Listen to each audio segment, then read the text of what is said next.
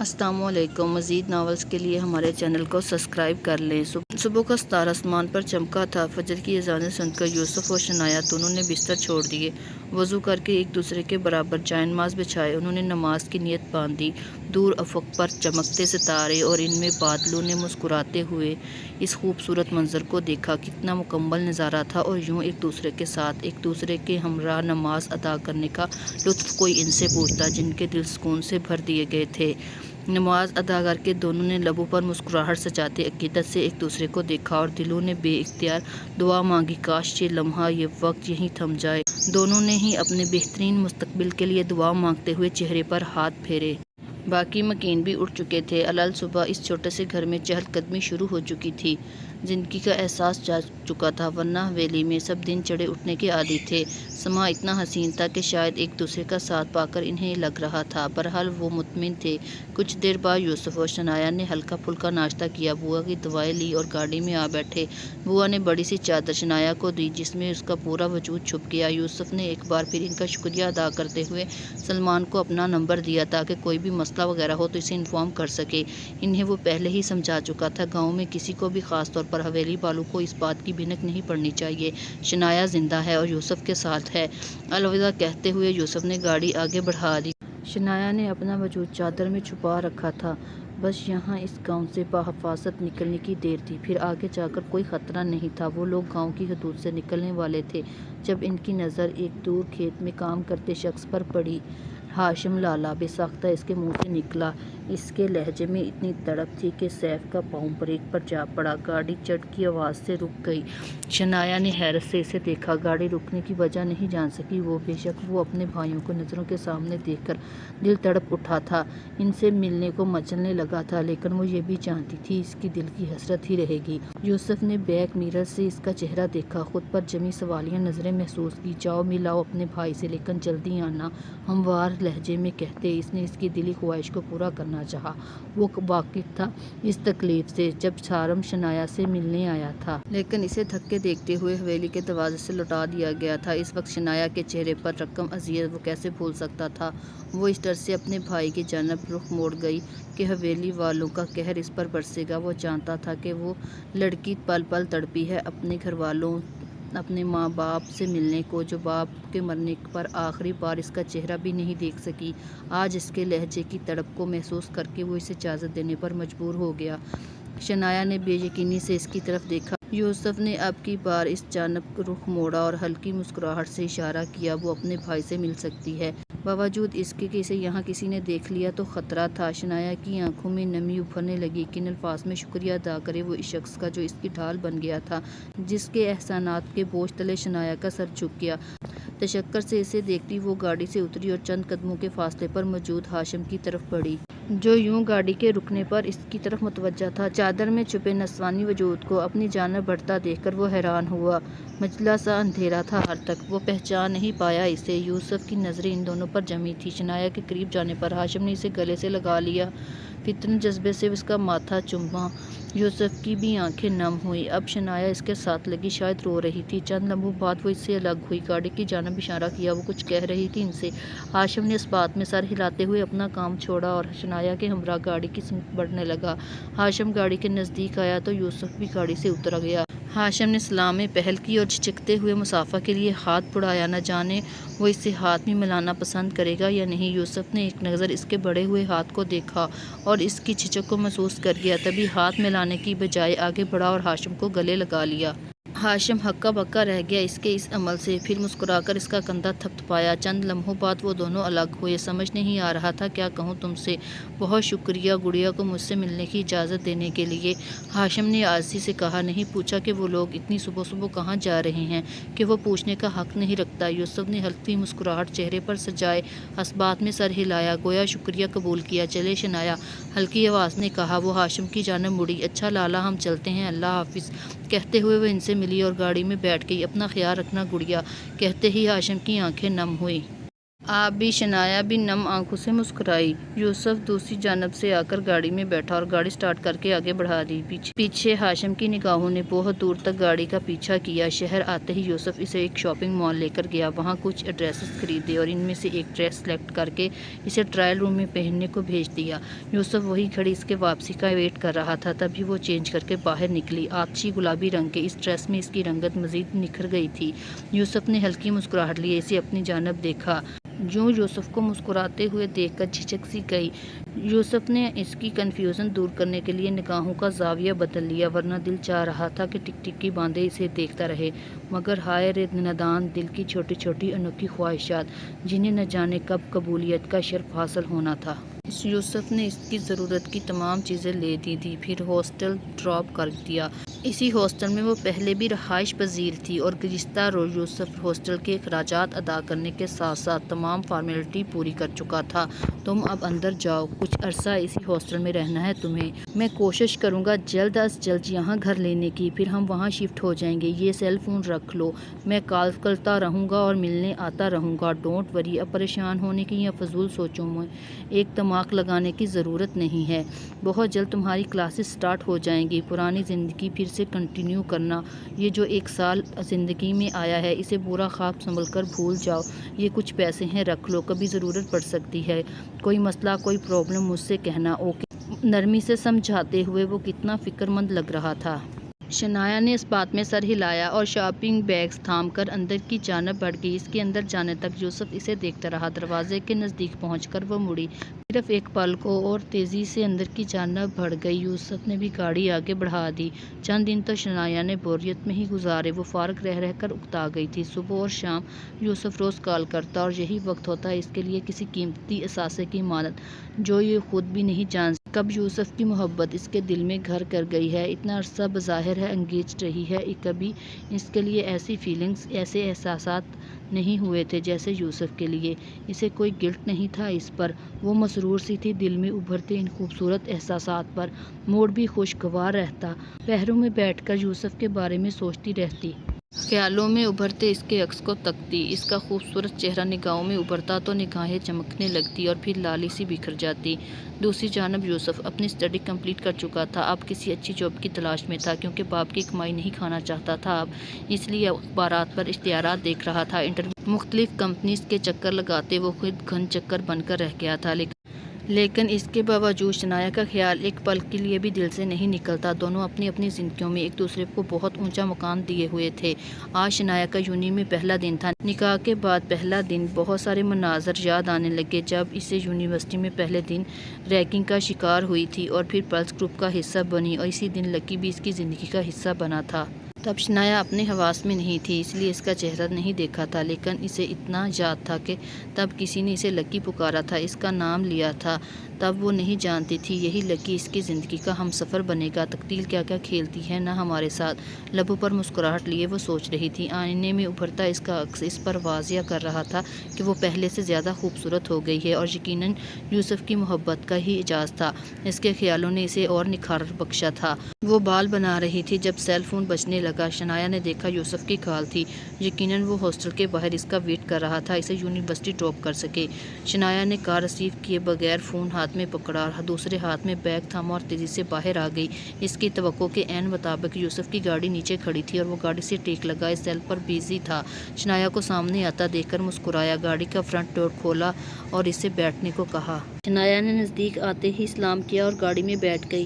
تب یوسف گھوم کر ڈرائیونگ سیٹ پر آیا اور گاڑی سٹارٹ کر دی۔ کیسی ہو؟ گاڑی مین روڈ پر لاتے ہی یوسف نے بات کا آغاز کیا۔ شنایا کے لبوں پر مسکراہٹ بکھی، صبح سے 3 بار کال کر کے بھی وہ یہ بات پوچھ چکا تھا، پتہ نہیں اتنی فکر کیوں تھی اسے شنایا کی۔ ٹھیک ہوں، نگاہیں جھکا کر اس نے جواب دیا۔ پہلے تو نہیں، لیکن اب جب یوسف کے حوالے سے اس کے جذبات بدل گئے تھے تو یوسف کے سامنے پزل سی رہنے لگی۔ جب بھی ملتے نگاہیں جھکائے رکھتی، اس کے جذبات چھلکاتی، نگاہوں کی تاب لانا اس کے بس کی بات نہیں تھی۔ حالانکہ یوسف نے کبھی کوئی معنی خیز بات نہیں کی تھی شنایا کے ساتھ، اس کے دوستانہ رویہ اپنا رکھا تھا۔ اب تو شنایا بھی اپنی بہت ساری باتیں اس سے شیئر کرنے لگی تھی، لیکن نگاہوں سے اس کی فیلنگز صاف ظاہر ہوتی جو شنایا کو اپنے آپ میں سمٹنے پر مجبور کر دیتی۔ ہلکی پھلکی گفتگو کرتے وہ یونہی پہنچ گئے۔ گاڑی لاک کرتے یوسف بھی اس کے ساتھ اندر کی جانب بڑھ گیا۔ گیٹ کے پاس ہی اندر کی جانب پلس گفت کھڑا تھا، ہاتھوں میں بکے اور کارڈ لیے۔ سب نے بہت پرجوش سا استقبال کیا شنایا کا۔ موسٹ ویلکم، اندھیرے سے ڈرنے والی لڑکی، ارمان نے شرارت سے کہتے ہوئے اسے بکے تھمایا۔ سب ہنس دیے اس کی بات پر۔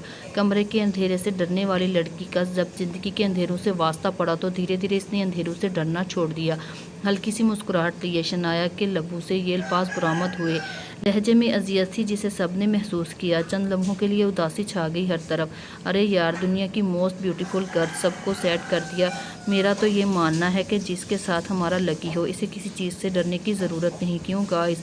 ارمان بشاش لہجے میں کہہ رہا تھا۔ سب نے اس کی ہاں میں ہاں ملائی۔ ایک اعتراض ہے مجھے، رمیز نے ہاتھ اٹھاتے ہوئے بولا۔ سب اس کی جانب سوالیہ نظروں سے دیکھنے لگے۔ یار، یوسف کا نام لکی ہم نے رکھا ہے، لیکن لکی تو اصل میں شنایا ہے، جسے یوسف جیسا ہینڈسم، اعلیٰ خوبرو، ڈیشنگ ہینڈسم بندہ ملا، وہ بھی بیٹھے بٹھائے۔ رمیز کے لہجے میں شرارت۔ اس کی بات پر تینوں لڑکیوں نے اسے گھوریوں سے نوازا۔ اگر تم لوگوں کا دوست ہینڈسم، سمارٹ، ڈیشنگ وغیرہ وغیرہ ہے تو ہماری شنایا کون سا کسی سے کم ہے؟ یوسف کو شکریہ ادا کرنا چاہیے کہ اتنی خوبصورت، معصوم دل کی اچھی لڑکی نے اسے قبول کیا۔ لارائب کی بات پر سب ہنس دیے۔ اس سے پہلے کہ رمیز کوئی جواب دیتا، سیف نے ہاتھ اٹھا دیے۔ اتوار کا دن ان دونوں کے لیے بہت مصروف رہا۔ شام تک وہ تھکاوٹ سے چور چور تھے، لیکن اپنے گھر کا احساس انہیں مطمئن کرنے کے لیے کافی تھا۔ یوسف نے شنایا کی بھرپور مدد کی تھی ہر کام میں۔ سب کاموں سے فارغ ہو کر یوسف اسے ڈنر کرنے کے لیے لے گیا۔ ایک بات بتاؤ، ڈنر کے بعد گھر واپس آتے ہوئے شنایا کو مخاطب کیا۔ جی؟ شنایا نے سوالیہ نگاہیں اس پر جمائی۔ جب انس کا قتل ہوا تب ہاشم کے علاوہ کوئی اور بھی گیا تھا تمہارے گھر سے، مطلب سائم یا سارم؟ وہ جانتا تھا یہ موضوع شنایا کے لیے تکلیف دہ ہے، لیکن اس پر بات کرنا ضروری ہے۔ شنایا چند لمحے خاموش سی رہ گئی۔ نہیں، لالا اکیلے گئے تھے، دھیمی سی آواز میں بتایا گیا۔ تو وہاں اس وقت انس کے علاوہ کوئی اور تھا؟ انس کے ساتھ تو کوئی گیا تھا وہاں؟ ہاشم نے کچھ بتایا اس بارے میں؟ وہ عجیب سوال کر رہا تھا۔ شنایا الجھی گئی۔ ہاں، بات ہوئی تھی ہاشم لالا سے میری، انہوں نے یہی بتایا۔ میر انس کے ساتھ وہاں کوئی نہیں تھا، مطلب وہ اکیلے ہی آئے تھے، اور لالا بھی۔ ان دونوں کا جھگڑا ہوا آپس میں، دوسرا کوئی ان کے سامنے نہیں آیا۔ وہاں کوئی اور ضرور تھا جس نے فائر کیا، لیکن وہ کون تھا یہ لالا نے نہیں دیکھا، نہ ہی میر انس نے۔ لالا کا کہنا ہے جب میر انس کو گولی لگی تو وہ کچھ سمجھ ہی نہیں پائے۔ ان کے ہاتھ میں بھی گن تھی جو نیچے گر گئی تھی، اور فوراً میر انس کو سنبھالنے کے لیے آگے بڑھے، لیکن قاتل کا نشانہ بہت اچھا تھا، غالباً سیدھا دل کے مقام پر فائر کیا، جس کے باعث لمحوں میں میر انس نے دم توڑ دیا۔ اس بار شنایا نے طویل جواب دیا۔ یوسف نے پرسوچ انداز میں سر ہلایا۔ پچھلے کچھ عرصے میں جاب تلاش کرنے کے ساتھ ساتھ وہ کچھ اور اہم کام کر رہا تھا جن کا تعلق میر انس کے قتل کیس سے تھا۔ وہاں گاؤں میں پولیس کو نہیں بلایا جاتا تھا، پولیس کا ان علاقوں میں آنا نحوست سمجھا جاتا تھا۔ جو بھی مسئلہ ہوتا اس کے لیے پنچایت بٹھائی جاتی، اور پنچایت کا جو فیصلہ ہوتا وہی سب کو قبول کرنا ہوتا، اس لیے وہ اس معاملے میں پولیس کی مدد نہیں لے سکتا تھا۔ اسے جو بھی کرنا تھا اپنے طور پر کرنا تھا۔ 1 سال قبل میر انس کے قتل کی رات کے 9 بجے کا منظر تم سمجھ گئے ہو نا؟ سارا پلان دیکھو، اگر ذرا سی بھی گڑبڑ ہوئی تو یاد رکھنا تم اپنی جان سے ہاتھ دھو بیٹھو گے۔ میر بختیار کی حویلی سے کچھ فاصلے پر 2 وجود آمنے سامنے کھڑے سرگوشی نما آواز میں ایک دوسرے سے مخاطب تھے۔ دونوں نے ہی کالی چادروں سے اپنے اپنے وجود کو چھپا رکھا تھا، اس تاریک رات کا حصہ معلوم ہو رہے تھے۔ جی سرکار، سمجھ گیا، فکر مت کریں، سب کچھ آپ کے بتائے گئے پلان کے مطابق ہی ہوگا، آپ بس اپنا وعدہ یاد رکھنا۔ سامنے کھڑے وجود نے خباثت سے کہتے ہوئے دانت نکالے۔ اس کے مقابل وجود فرد نے اپنی جیب سے کچھ نکال کر اس کی طرف بڑھایا۔ یہ لو ایڈوانس، باقی کا کام ہونے کے بعد۔ وہ نوٹ کی گڈی تھی جو دوسرے بندے نے مسکراتے ہوئے تھام لی۔ وہ دونوں مخالف سمت سے مڑ گئے۔ رات 11 بجے کا منظر۔ انس زمینوں سے ملنے والی آمدنی کا حساب کتاب کرنے کے لیے اس وقت میر بختیار کے ساتھ بڑے کمرے میں موجود تھا۔ وہ رات کے ہی وقت فارغ ہوتا تھا، دن بھر دوسرے کاموں میں مصروف رہتا، اس لیے رات کے وقت ہی ان کی خدمت میں حاضر ہوتا۔ زمینوں کا سارا حساب کتاب اس کے ذمہ تھا، اور میر بختیار ایک پائی کا حساب لیتے اس سے۔ وہ تھا تو ان کے چھوٹے بھائی کا بیٹا جو ایک حادثے میں جاں بحق ہو گئے تھے، لیکن ان کے اپنے بیٹوں سے زیادہ عقل مند، نونہار، دیانتدار تھا۔ میر بختیار اکثر اسے اپنا دائیں بازو کہتے، ہر جگہ اسے اپنے ساتھ لے جاتے۔ بڑے کمرے میں بھی اس کے علاوہ کسی اور کو آنے کی اجازت نہیں تھی، ان کے سکے بیٹوں کو بھی نہیں۔ بڑے دونوں بیٹے اظہر اور اطہر جو خیر اتنا محسوس نہیں کرتے تھے، لیکن سیف کو انس کا وجود ہر پل کھٹکتا۔ ہر وہ جگہ جہاں اسے اور اس کے بھائیوں کو اپنے باپ کے ساتھ جانا چاہیے، وہاں میر بختیار صرف انس کو لے کر جاتے۔ ہر معاملے میں انس کو ان پر فوقیت دی جاتی۔ سیف کو بار بار میر بختیار سے ڈانٹ پڑتی۔ اسے نشہ، شراب، جوئے جیسی بری عادت چھوڑ کر انس جیسا بننے کی تلقین کرتے، جس پر وہ پہرو کھڑکتا۔ دل میں انس کے لیے نفرت شدت اختیار کر گئی تھی۔ جیسے جیسے وہ لوگ بڑے ہوتے گئے ویسے ویسے نفرت اور حسد کا ایک تناور تخت ہو گیا تھا۔ سیف کو لگتا تھا اس کی جتنی بھی بے عزتی ہوتی ہے باپ سے، اس کی وجہ صرف اور صرف انس ہے۔ دل میں بغض رکھے وہ کئی دن انس کو نہیں بلاتا۔ اگر انس اس سے خود بات کرنے کی کوشش کرتا تو اس سے بدتمیزی سے پیش آتا۔ انس اسے ہمیشہ چھوٹا بھائی سمجھ کر معاف کر دیتا، کبھی اس سے شکایت نہیں کی میر بختیار سے۔ ایک بار اس نے میر بختیار کو اس کی حرکتوں کے بارے میں بتایا، جب اسے پتہ چلا کہ سیف برے دوستوں کی صحبت میں رہ کر بگڑ گیا ہے اور اس کا ریڈ لائٹ ایریا میں بھی آنا جانا ہے، تب پہلی بار سیف کو اپنے باپ سے تھپڑ پڑا اور وہ تھپڑ اس نفرت کو کئی گنا بڑھا گیا۔ اس کی ایسی گھٹیا حرکتیں تو نہ ختم ہوئی، البتہ دل میں انتقام کا جذبہ ضرور پنپنے لگا، جو گزرتے وقت کے ساتھ ساتھ شدت اختیار کر گیا۔ بابا، وہ اصل میں آج کھیتوں کو پانی لگانا ہے، باری ہماری ہے۔ آج میں جانتا ہوں یہ کام میرا ہے، مجھے ہی کرنا ہوتا ہے، لیکن آج میری طبیعت ٹھیک نہیں، بخار ہو رہا ہے، میڈیسن لی ہے، ڈاکٹر نے آرام کرنے کو کہا ہے۔ تو اگر آج رات انس کو نقاہت سے کہتے کہتے اس نے جان بوجھ کر بات ادھوری چھوڑ دی، ساتھ ہی ایک خاصی پٹی کو مسلنے لگا۔ میر بختیار کی پیشانی پر بال پڑنے لگے۔ ایسی چھوٹی موٹی تکلیفیں مردوں کو کچھ نہیں کہتی، تم اچھی طرح جانتے ہو۔ انس سارا دن باہر رہتا ہے، بہت سارے کام اس کے ذمہ ہیں، ایک رات ہوتی ہے اس کے پاس آرام کرنے کو، تم سارا دن فارغ ہوتے ہو، آوارہ گردیوں میں وقت ضائع کرتے ہو، اتنا سا کام تمہارے ذمہ ہے وہ بھی نہیں تم کر سکتے۔ انتہائی میر بختیار طیش میں آتے ہوئے کہہ رہے تھے، جبکہ انس نے ان کے کندھے پر ہاتھ رکھ کر دبایا۔ کوئی بات نہیں تایا جان، میں چلا جاؤں گا، اس کی طبیعت کافی خراب لگ رہی ہے، جاؤ سیف، جا کر آرام کرو۔ میر بختیار کی بات کاٹ کر نرم لہجے میں اس نے کہا، وجہ صرف یہ تھی کہ وہ اپنے اور سیف کے درمیان تناؤ کم کرنا چاہتا تھا، اس بات سے بے خبر جسے وہ اپنا بھائی سمجھتا ہے وہی اس کی زندگی کا سودا کر چکا ہے، اسے مارنے کی سازش رچا چکا ہے۔ اس کی بات پر سیف لڑکھڑاتا ہوا مڑا اور یہ ظاہر کرنے کو کہ اسے چکر آ رہے ہیں، کمرے سے باہر آ کر اس کے چہرے سے نکات کے تاثرات ختم ہوئے اور شاطرانہ مسکراہٹ بکھر گئی۔ رات 2 بجے کا منظر، چاند کی آخری تاریخیں چل رہی تھی، رات بالکل تاریک تھی، ہر طرف گپ اندھیرا چھایا ہوا تھا، ہاتھ کو ہاتھ سجائی نہیں دے رہا تھا۔ انس رات کے اس پہر ہاتھ میں ٹارچ پکڑے روشنی میں کھیتوں کی جانب جا رہا تھا، اس بات سے انجان کہ وہاں اس کی موت کا سامان کیا جا رہا ہے۔ وہ مگن سا چلا جا رہا تھا، ذہن میں ان تمام کاموں کی فہرست گھوم رہی تھی جو اسے صبح سر انجام دینے تھے۔ 2 بجے ان کی باری شروع ہونی تھی، اس سے پہلے میر عبدالرحمن کی پانی کی باری تھی جو رات کے 12 بجے شروع ہو کر 2 بجے ختم ہوتی تھی۔ ہاشم نے 12 بجے پانی کا رخ اپنے کھیتوں کی جانب کیا اور کسی کام سے گھر چلا گیا۔ موقع کا فائدہ اٹھا کر سیف کے اس چیلے نے، جسے سیف نے رقم دے کر اپنے پلان میں شامل کیا تھا، پانی کا رخ میر بختیار کے کھیتوں کی جانب کر دیا اور خود وہاں ایک طرف ہو کر چھپ گیا۔ اتفاق ہی تھا، 1:45 بجے انس کھیتوں میں پہنچا تو چند لمحوں بعد ہاشم بھی وہیں چلا آیا۔ دیر ہونے پر پھر لڑائی کا خدشہ تھا۔ انس حیران سا کھڑا تھا، وہ تو اب آیا اور تو پانی کا رخ ان کے کھیتوں کی جانب کس نے کیا ہے؟ ہاشم غصے کا تیز واقعہ ہوا تھا جب اس نے دیکھا کہ اسے لگا کہ انس نے جان بوجھ کر جھگڑے کی نیت سے ان کی باری کا پانی اپنے کھیتوں کی جانب کیا ہے۔ اس نے تلخی کی وجہ سے دریافت کیا، جس پر انس سیخ پا ہو گیا۔ یوں نوبت ہاتھ پائی تک پہنچ گئی۔ غصے میں بغیر سوچے سمجھے ہاشم نے گن نکال کر انس پر تان لی۔ انس دم سادے کھڑا تھا، اپنے ساتھ کوئی ہتھیار نہیں رکھتا تھا۔ اس سے پہلے کہ ہاشم کو کچھ سمجھا پاتا، کسی اور جانب سے گولی چلی جو انس کے سینے پر دل کے مقام پر لگی۔ ہاشم بھی ایک دم ہکا بکا کھڑا رہ گیا، بے یقینی سے اپنی گن کو دیکھا اور نیچے گرتے انس کو۔ گن پھینک کر وہ بے ساختہ تیزی سے انس کی جانب بڑھا، سنبھالتے سنبھالتے انس گر گیا۔ اس کا سر ہاشم کی گود میں تھا، ہاشم کا لباس بھی خون سے سرخ ہونے لگا۔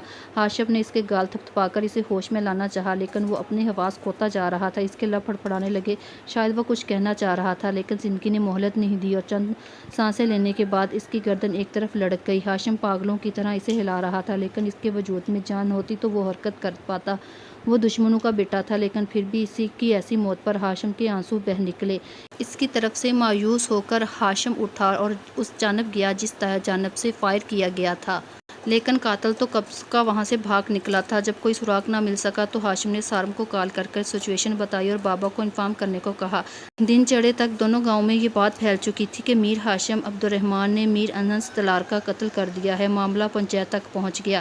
چند دن بعد سیف نے اپنے اس خاص بندے ایاز کو شاباش دیتے ہوئے مزید پیسے دیے۔ وہ بھی ان کا ہی ملازم تھا، لیکن سیف کے زیادہ قریب تھا، پیسے کی لالچ میں قتل کر دیا۔ سیف نے اس کی چھوٹی سی غلطی پر چیخ چیخ کر سر اٹھا لیا۔ وہ 4 تھپڑ بھی جڑ دیتے اور ملازمت سے بھی نکال دیا۔ یہ سب طے شدہ تھا۔ سیف نے اسے گاؤں سے بھیج دیا تھا، شہر میں گھر لے کر دیا تھا تاکہ کوئی اس تک نہ پہنچ سکے۔ یوں خود وہ گھر رہ کر وہ کسی قسم کے شک سے بچ گیا اور انس کا بھی صفایا ہو گیا۔ اب اسے شنایا تک پہنچنے سے کوئی نہیں روک سکتا تھا۔